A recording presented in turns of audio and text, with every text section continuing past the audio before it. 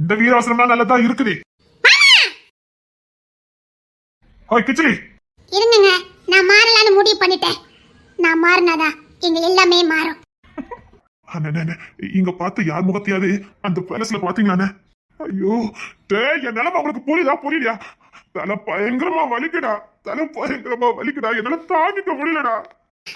மாமா ஊசி போட்டுருங்க மாமா, பாவப்பா, வேதனை படுத்தாதீங்க. தெரியட்ட கூட சரி.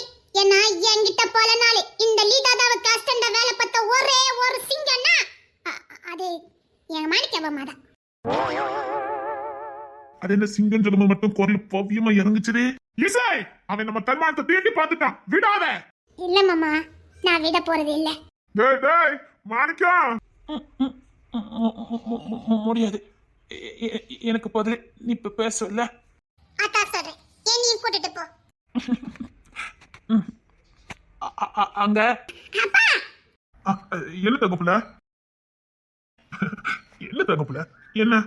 நான் உங்களை என் வண்டி வச்சு இத தோட புள்ள சுத்தி வரலான்னு முடிவு பண்ணிருக்கேன்.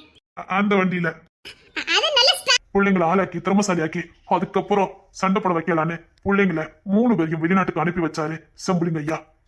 ஆனா பொம்மிமா மட்டும் நான் இங்க இருந்து போக மாட்டேன், இங்க களை எடுக்க வேண்டியது நிறைய இருக்குன்னு இங்க யுத்த களத்துல அவ இறங்கினா.